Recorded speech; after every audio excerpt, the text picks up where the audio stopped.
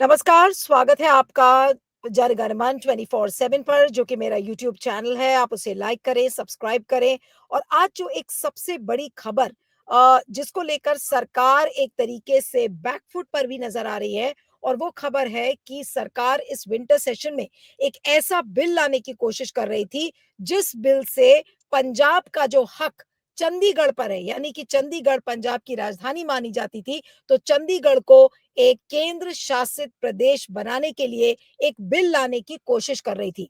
Constitution 131st constitution amendment bill सरकार लाने की पूरी तैयारी में थी, जिसकी वजह से चंडीगढ़ को आर्टिकल 240 के तहत रखा जाने का प्लान बनाया गया था।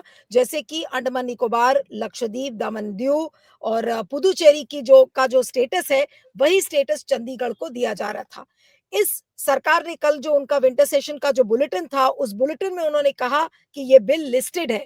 लेकिन इसके बाद आम आदमी पार्टी, कांग्रेस और शिरोमणि अकाली दल जैसी जो पार्टियां हैं, उन्होंने शोर मचाया और कहा कि ये तो संघीय ढांचे पर एक बड़ा प्रहार है। पंजाब से उसकी आइडेंटिटी छीनी जा रही है। पंजाब की जो पूरी एक आइडेंटिटी है उसको खत्म करने की कोशिश है।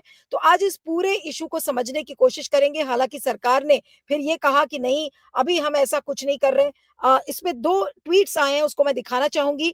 सागर, अगर आप बैक स्टेज में बने हुए हैं तो प्लीज़ आप ट्वीट को दिखाइए। जो जयराम रमेश ने जो ट्वीट आपको मैंने भेजा है, जयराम रमेश का वो ट्वीट दिखाएँ। जिसमें जयराम रमेश ने ये कहा कि just yesterday the parliament bulletin for the forthcoming winter session had listed for introduction and constitution amendment bill to enable the appointment of a full-time LG for Chandigarh. This was immediately and aggressively opposed by the INC and other parties in Punjab, whose governor is also the administrator of Chandigarh. The Union Home Ministry now says it has no intention to introduce the bill in the winter session. Yet another example of the Modi government's fast approach to governance, first announce and then second think. इस समय हमारे साथ इसी subject पर 2 खास मेहमान जुड़े हुए हैं, उनसे मैं आपका परिचय करवाती हूँ। डॉक्टर प्यारेलाल गर्ग, जो कि देश के जाने-माने एकेडमिशियन हैं, आपका स्वागत है। और हमारे साथ जगदीप संधू हैं, जो कि वरिष्ठ पत्रकार, पॉलिटिकल कमेंटेटर हैं, आपका भी स्वागत है। मैं डॉक्टर प्यारेलाल गर्ग से शुरू करती हूँ कि डॉक्टर गर्ग, ये क्या बिल जी। था जो इतना ज़हरीला बिल जो पंजाब के लिए लाया जा रहा था, जिसमें कि चंडीगढ़ को पंजाब से छीनने की सरकार कोशिश कर रही थी। यहाँ तक कि मंशा ज़ाहिर ज़ाहिर कर दी, पार्लियामेंट के बुलेटिन में वो चीज़ आ गई। जब उन्होंने देखा कि शोर मच रहा है, तो उन्होंने बैक ट्रैक कर लिया। इस रवैये को क्या जी। कहेंगे? और अगर सरकार की ऐसी मंशा थी भी, तो उस पर मैं आपका एक टिप्पणी चाहती हूँ कि इस मंशा से क्या ज़ाहिर होता है? जी। देखिए नीलू जी, एक तो ये है कि पंजाब में ये एक पॉलिटिक्स और हमारी जो अर्थव्यवस्था है, उस पे एक प्रहार है केंद्र का। और दूसरा उनका ये भी है कि पंजाब और हरियाणा हरियाणा में जो आपने प्रेम कुछ है भी, कुछ झगड़े भी चलते रहे दो भाइयों के, वो उस झगड़े को और बढ़ाएं कि उनको वो भी गर्म हो जाएं कि हम ये ऐसा कर रहे हैं। शायद अच्छी बात हुई है कि हरियाणा ने इस पे कोई बात पंजाब के खिलाफ नहीं बोली।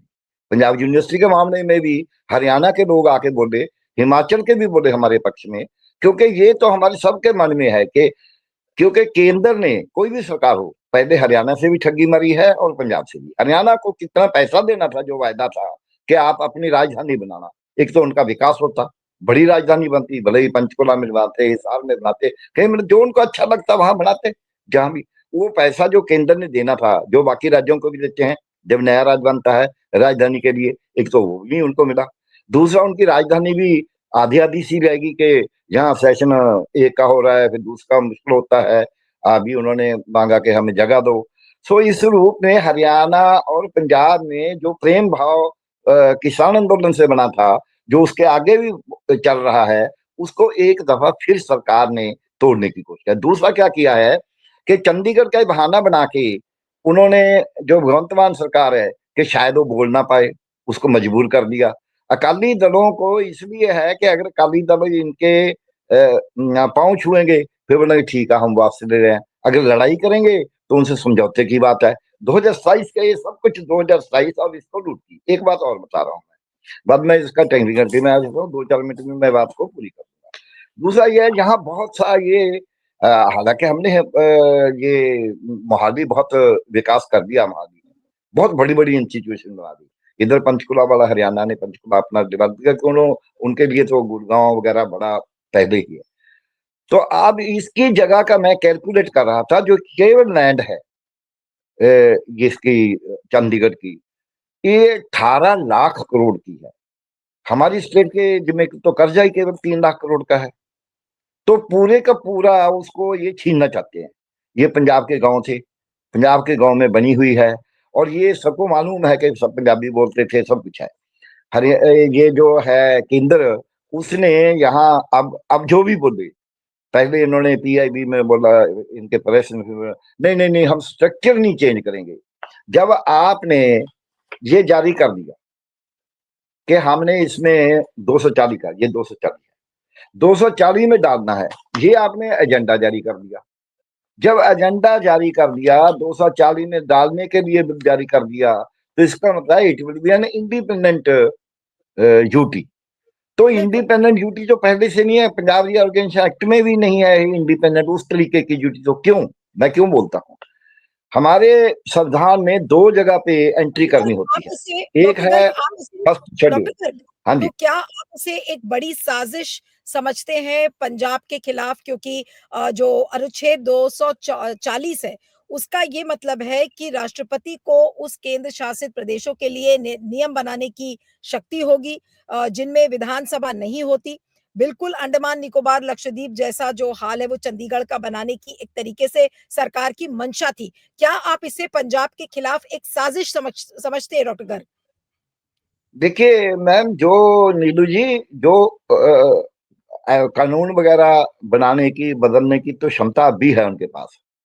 साजिश पंजाब के खिलाफ बड़ी ये थी, जो पंजाब और हरियाणा 60-40 हम रेशो बोलते हैं, हमारे डेपुटेशन पे यहाँ लोग आते हैं, हमारा डीजीपी यहाँ होगा, आईजी कौन होगा, चीफ इंजीनियर कौन होगा, डायरेक्टर हेल्थ सर्विसेज कौन होगा, जैसे अ, हमारे हॉस्पिटल है यहाँ 32-16 में, तो उसका डायरेक्टर हमेशा ही पंजाब से होगा, उसका जो मेडिकल स्टूडेंट है वो हर हर दफा हरियाणा से होगा। एक रिलेशनशिप है, एक पूरे का पूरा, समझी। उस अरेंजमेंट को ये तोड़ना चाहते हैं। पहली बात ये बिल्कुल, है। दूसरी बात बिल्कुल। ये है कि चंडीगढ़ को अपने कब्जे में करके, जो थोड़ा बहुत है, हालांकि यहाँ यूटी की अपनी पुलिस पुलिस है, थोड़ा बहुत हमारा पंजाब का उसमें हस्तक्षेप है, हरियाणा का हस्तक्षेप है, उसको खत्म करना चाहते हैं। दोनों स्टेटों का जो अपना अधिकार है, उसको खत्म करके केंद्र छीनना चाहता है। वो अब क्यों नहीं छीन सकता, क्योंकि रीऑर्गेनाइजेशन एक्ट में जो प्रावधान है, जैसी जैसी बातें हैं, उनसे वो भाग नहीं सकता, उनसे आगे जा नहीं सकता। अब वो इंडिपेंडेंट बनाएगा, कहे कि हम तो जी कुछ नहीं लगाएंगे, हम कोई चेंज नहीं करेंगे, चेंज तो कर दी, चीफ सेक्रेटरी लगा दिया। चीफ सेक्रेटरी तो किसी स्टेट में होता है, नहीं तो एडवाइजर होता था जहां। अब ये क्या करेंगे, लेफ्टिनेंट गवर्नर बनाएंगे, यार ये चेंज होती है, क्योंकि फिर तो फुल फ्लैज ड्यूटी होगी ना।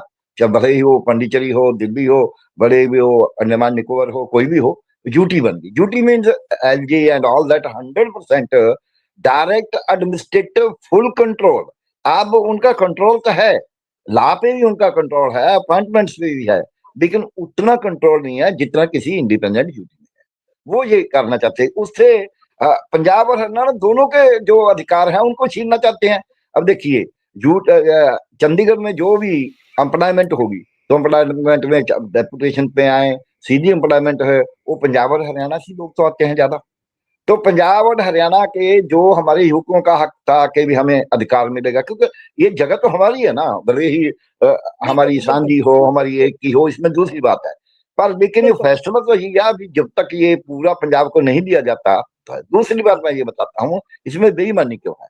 ये चंडीगढ़ का एक कैपिटल एक्ट है, कैपिटल प्रोजेक्ट एक्ट, उसमें ही बनी है। जब ये पंजाब और हरियाणा बने रीऑर्गेनाइजेशन के बाद, पेरीफेरी जुदा जुदा दोनों स्टेटों ने कंट्रोल करनी थी कि उसमें नियम बनाने थे। पहले जो चंडीगढ़ के पंजाब के नियम थे, जो हरियाणा ने अपना पेरीफेरी कंट्रोल एक्ट पास किया, उसका नाम है Punjab capital periphery control act Haryana, Punjab.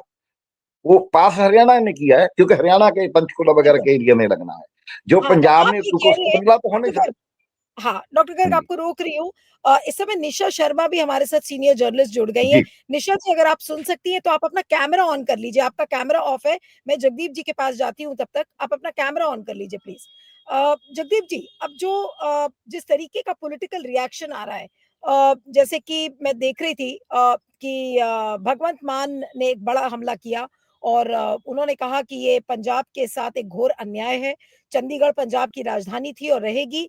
Bhajpa की मोदी सरकार पंजाब को उसकी राजधानी से वंचित नहीं करना चाहती और ये पंजाब के साथ एक विश्वासघात है और हम इसका हर कीमत पर पुरजोर विरोध करेंगे। उसके बाद केजरीवाल ने भी कहा कि चंडीगढ़ पर ये हमला पंजाब की पहचान और संवैधानिक अधिकारों पर हमला है। जिस राज्य ने देश की सुरक्षा, अन्न सुरक्षा और इंसानियत के लिए हमेशा कुर्बानियां दी, उसकी राजधानी छीनने की कोशिश संघीय ढांचे को चूर-चूर करने वाली है। चंडीगढ़ पंजाब का था और रहेगा। कांग्रेस और अकाली दल भी इसमें लामबंद हो गए हैं और उन्होंने जो कांग्रेस के अमरिंदर सिंह राजा वाडिंग हैं, उन्होंने ये कहा कि ये बिल पूरी तरह अनावश्यक है और खतरनाक है। चंडीगढ़ को पंजाब से छीनने की कोई भी कोशिश गंभीर परिणाम भुगतेगी। हम संसद में और सड़क पर इसका पुरजोर विरोध करेंगे। अब आपको क्या लगता है कि सरकार बैकफुट पर क्यों आई इस समय?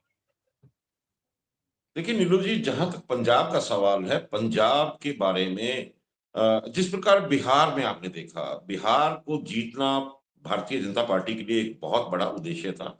उसके आगे बंगाल और तमिलनाडु है और एक पंजाब ऐसा प्रदेश है जहां भारतीय जनता पार्टी कभी भी अपनी सरकार पूर्ण रूप से स्थापित नहीं कर पाई। पंजाब को बार बार किसी तरह से चेक किया जाता है कि वो किस तरह से रिएक्ट करेगा। अभी इससे पहले पंजाब यूनिवर्सिटी चंडीगढ़ के सीनेट को भंग करने का एक मसला हुआ, वहां के नियंत्रण की बात हुई। उससे पहले भी हालांकि पंजाब चंडीगढ़ का रीऑर्गेनाइजेशन एक्ट जो है 1916, इसको चंडीगढ़ को छेड़ने की कोशिश की गई थी 2016 में भी। तब प्रकाश सिंह बादल की जो जिस तरह से प्रतिक्रिया आई, उसके बाद एक बार ये सरकार बैकफुट पे आई थी, लेकिन ये इसको दोबारा करने की कोशिश कर रहे हैं। अब आप समझिए कि इसके कारण क्या है। इसके कारण हैं, जैसे डॉक्टर साहब ने बताया, कि सबसे पहला बड़ा कारण जो दिखाई देता है वो एक भावनात्मक तरीके से पंजाब को छेड़छाड़ पंजाब के साथ की जा रही है। और पंजाब और हरियाणा में जो एक सामाजिक सांझ बनी है किसान आंदोलन के बाद, और आप देखिए कि अभी जो पंजाब में फ्लड आए, नहीं तो आप जब ये कह रहे जितनी हैं बड़ी कि एक आपदा आई। भावनात्मक नहीं तो आप ये कह रहे हैं क्लियरली कि एक भावनात्मक मुद्दे को बीजेपी जानबूझकर पॉलिटिकल अपना ब्राउनी पॉइंट्स कमाने के लिए, राजनीतिक फायदे के लिए ये इस तरीके की आग सुलगाने की कोशिश कर रही थी बीजेपी और उसको ये नहीं पता था कि वो इस तरह से बैकफुट पर आ जाएगी। इसलिए शायद वो बैक ट्रैक कर रहे हैं। जी, बिल्कुल। देखिए, जिस तरह की प्रतिक्रिया वहाँ की राजनीतिक दलों की आई है, जितनी कड़ी प्रतिक्रिया आई है, और उनके अपने भारतीय जनता पार्टी के अपने जो नेता हैं, जो पंजाब के नेता हैं, उन्होंने भी ये प्रतिक्रिया दी है। हालाँकि पहले उनका बड़ा माइल्ड सा स्टैंड था, माइल्ड तरीके से बोल रहे थे, लेकिन वो अब ये जब लगने लगा है कि इस तरह से पूरे पंजाब में इस बात को लेके, इस मुद्दे को लेके जब भावनात्मक रूप से एक एक ठेस लगेगी, तो उसका परिणाम राजनीतिक लाभ या हानि के रूप में वो आकलन कर रहे हैं। और आप देखिए कि 2027 के फरवरी या मार्च में विधानसभा चुनाव होने हैं पंजाब में, और पंजाब में जो आम आदमी पार्टी की जिस प्रकार की स्थितियां हैं, उसको देखते हुए भारतीय जनता पार्टी ये देख रही थी कि शायद उनके लिए कोई ऐसा स्थान बने या ऐसा कोई समझौता। ऐसा ही डॉक्टर साहब ने बताया कि ये इशारा जो किया कि वो कोई समझौता ऐसा हो सके, ताकि वो एक राजनीतिक संधि जो है वो राजनीतिक लाभ में परिवर्तित की जा सके। लेकिन जिस तरह से अकाली दल ने, शिरोमणि अकाली दल की प्रतिक्रिया आई है, जिस तरह अन्य अकाली दल हैं, उसके अलावा जो पंजाब के अन्य स्टेक होल्डर्स हैं, उनके द्वारा जो प्रतिक्रियाएं पंजाब के लिए दी जा रही हैं, और ये माना जाना चाहिए कि भारत की अस्मिता की रक्षा के लिए पंजाब ने जिस प्रकार का बलिदान दिया है वो सारे सृष्टि में अद्भुत है। और आप देखिए कि अभी 350वां शहीदी दिवस मनाया जा रहा है ना, 6वीं पातशाही का। और उसके बड़े कार्यक्रम दिल्ली के अंदर लाल किला के सामने किए जा रहे हैं, जहां गुरु तेग बहादुर जी का शीश कलम किया गया था।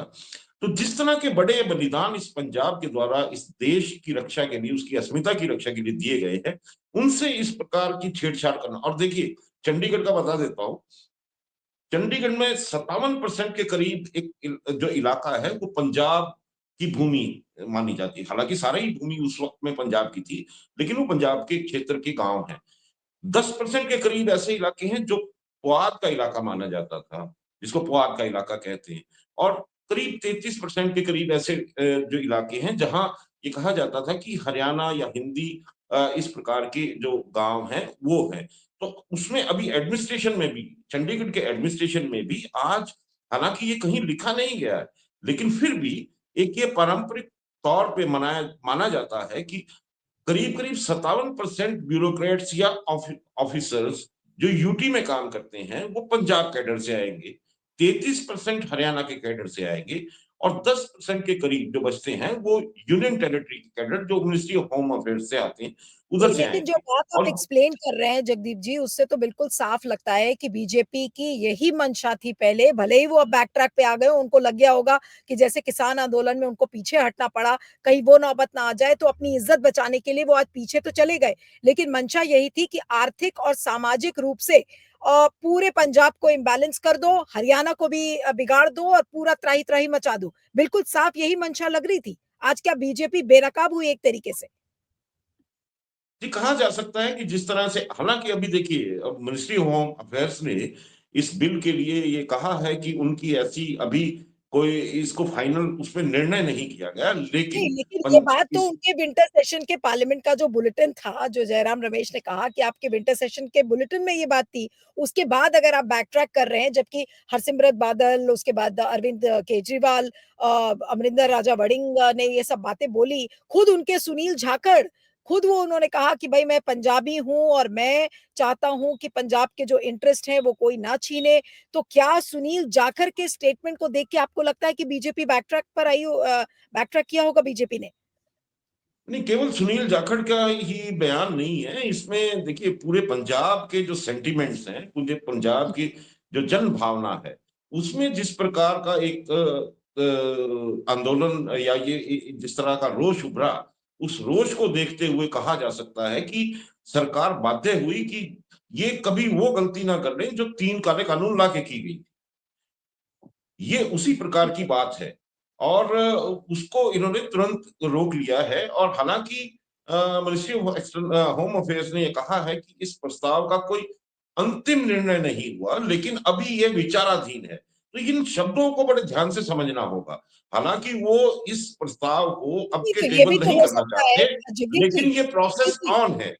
हाँ, इसका मतलब ये मैं वही पूछ रही थी कि इसका मतलब ठीक है, अभी नहीं लाएँगे, लेकिन लाएँगे तो है ही। पंजाब चुनाव में तो अभी कई महीने हैं और क अभी स अच्छा खासा वक़्त है, तो इस बीच में कभी भी वो ले आएँगे। ऐसी ही मंशा लग रही है, लेकिन उन्होंने होल्ड पर इसको किया नहीं है।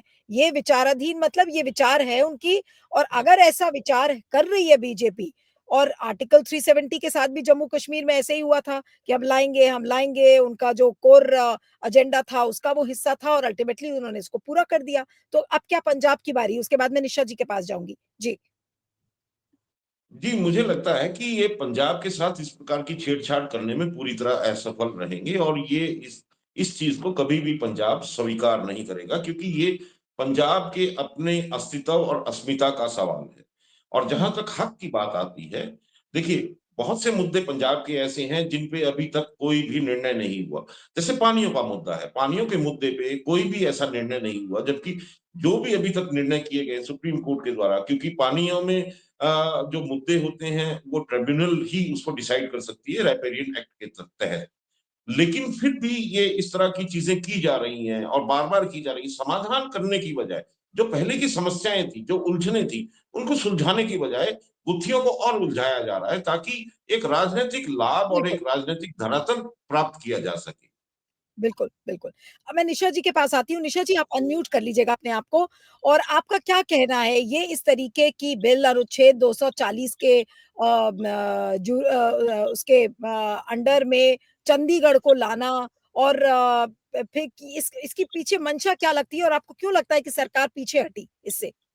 देखिए नीलू जी, मैं तो यही कहूँगी कि जैसे पंजाब में अभी तरन-तारण का उपचुनाव हुआ था और बीजेपी की आप सभी से विदित है ये इस कि बुरी तरह से हार हुई थी, ठीक है ना? तो अब आने वाले चुनाव को लेकर ये एक शगुफ़ा ही कहूँगी मैं जो छोड़ा गया है। सुगु जी, चुनाव से पहले जो शगुफे छोड़े जाते हैं, ये भी मैं तो इस तरह का शगुफा ही कहूँगी कि वो छोड़ा गया है। लेकिन अगर ये क्या बोलते हैं इसकी इस समय ज़रूरत नहीं थी, मैं ये समझती हूँ। क्योंकि उसके अभी हाल ही में थोड़े दिन पहले पंजाब यूनिवर्सिटी का इतना हंगामा होके हटा है, लेकिन उसके बाद उसको बैक करना पड़ा। सभी जानते हैं इस बारे में। तो इसी प्रकार जब ये हुआ, वो शोर बंद हुआ तो ये शुरू कर दिया। ये शोर के बीच अब ये बताइए पंजाब के किसी भी पॉलिटिकल पार्टी ने इसका समर्थन किया हो? किसी ने नहीं किया। तो आपको ये सिर्फ़ मुझे तो यहाँ जहाँ तक मैंने अभी तक काफ़ी मेरा 35 साल का करियर है, इसका अपना अनुभव है, लेकिन मैं तो सिर्फ़ इसको शगुफ़ा ही क्योंकि जब से क्या बोलते हैं हरियाणा पंजाब से अलग हो, नो डाउट ये पंजाब जो है, पंजाब हमेशा अपना हक जताता आया है। चाहे वो पानियों का मसला हो, चाहे वो चंडीगढ़ का मसला हो, जब से 1966 से ये जो मुद्दे ना उठते ही आए हैं, हर चुनाव से पहले हर चुनाव से पहले कभी एसवाईएल का मुद्दा, कभी चंडीगढ़ का मुद्दा, तो अब ये मुद्दा जबकि ये केंद्र शासित प्रदेश है और चंडीगढ़ में जो लोग रहते हैं, वो भी बिल्कुल नहीं चाहेंगे, वो भी इसको उन्होंने खुलकर एक बार सर्वे हुआ था, तो उन्होंने खुलकर ये बात कही थी कि इसको चंडीगढ़ को केंद्र शासित ही रहने दिया जाए।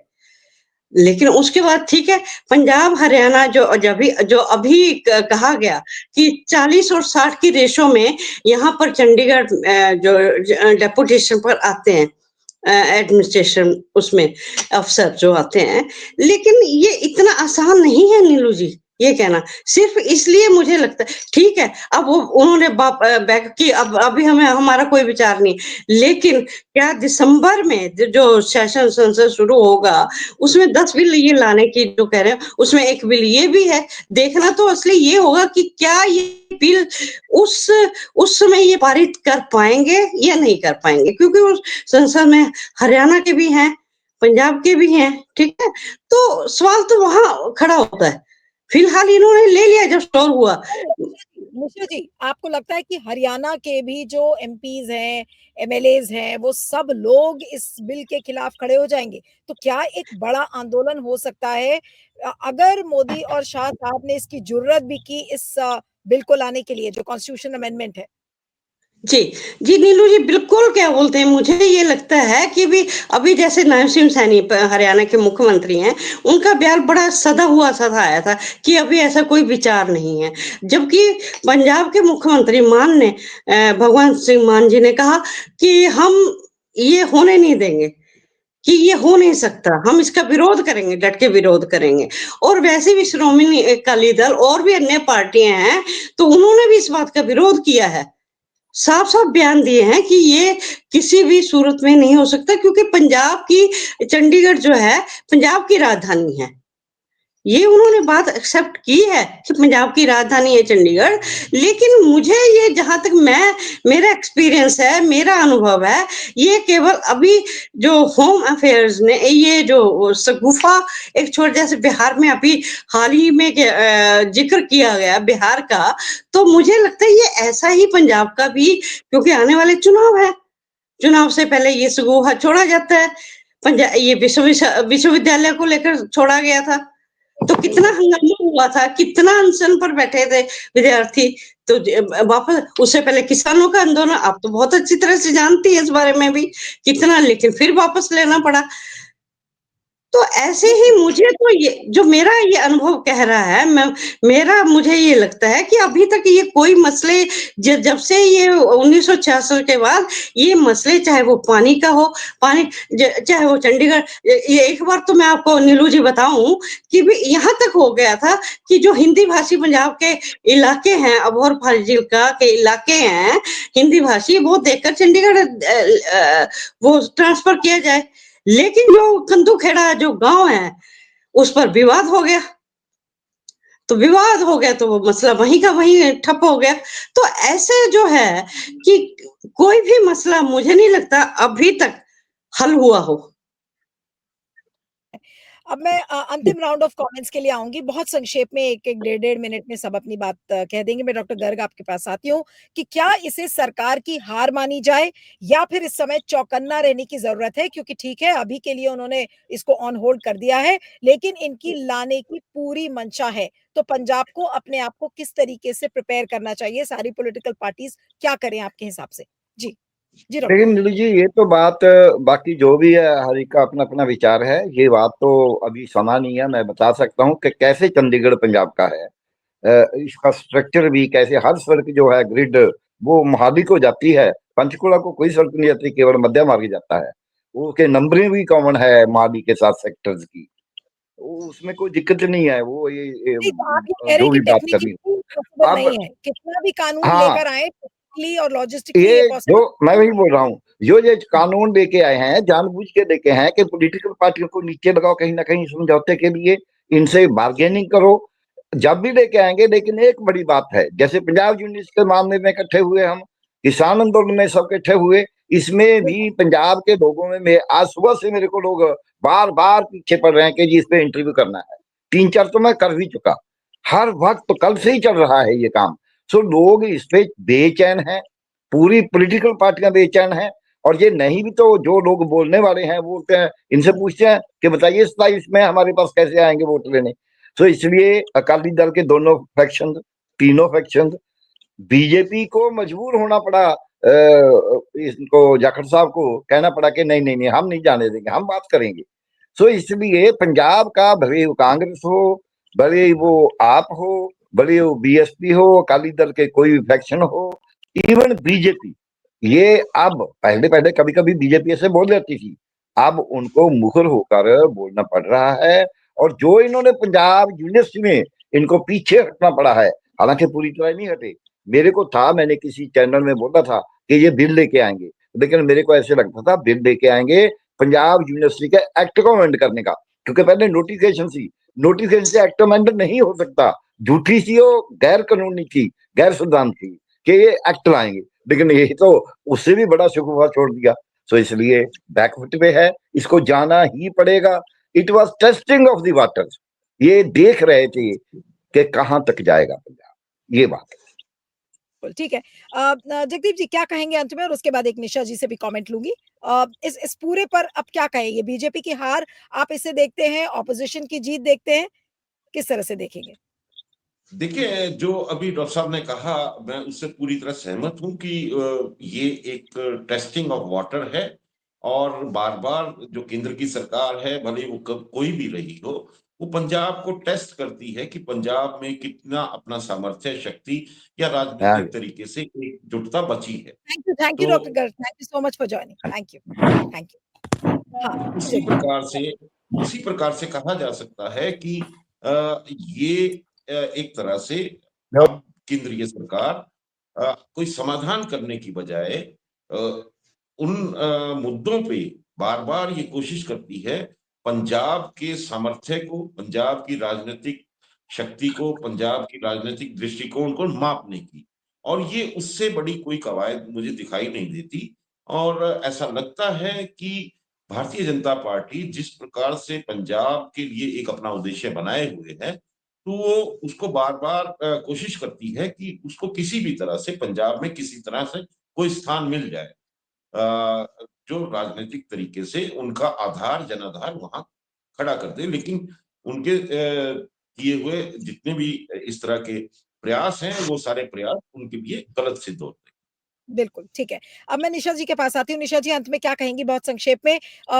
मैं वही सवाल आपसे भी कर रही हूँ कि क्या इसे आप बीजेपी की हार और विपक्ष की जीत की तरह देख रहे हैं या फिर अब विपक्ष के लिए चुनौतियाँ ज़्यादा हैं? क्योंकि अभी अगर विचारधीन है, तो बीजेपी हो सकता है इसे बाद में भी लेकर आए। देखिए नीलू जी, मैं तो इसको यही कहूँगी कि अभी बीजे इतना कहना अभी इतना आसान नहीं है हार-जीत को लेकर, लेकिन इतना कहूँगी अभी बीजेपी जो है अपनी ज़मीन तलाश रही है पंजाब में, ऐसे शगुफे छोड़कर, ओके। ठीक है? हाँ जी। ओके, तो आप कह रही हैं कि बीजेपी ज़मीन तलाशने की कोशिश कर रही है। हो सकता है कि बीजेपी को समझ में ही ना आ रहा हो, आप ठीक कह रही हैं निशा जी कि बीजेपी को समझ में ही ना आ रहा हो कि उसके पास क्या मुद्दा है, कौन-सा मुद्दा क्लिक करेगा, तो भावनात्मक मुद्दे को छेड़ दो। लेकिन जिस दिन उन्होंने ये चीज़ मेंशन किया और किस तरीके से विपक्षी पार्टियों का रिएक्शन आया, तो उनको लगा कि हो सकता है कि उनकी उँगलियाँ जल जाएँ, इसलिए वो अभी के लिए पीछे चले गए हैं। लेकिन मुझे ऐसा लगता है कि शायद विपक्षी पार्टियों को अभी बहुत चौकन्ना रहना पड़ेगा, क्योंकि ये पंजाब के लिए ये एक ट्रायल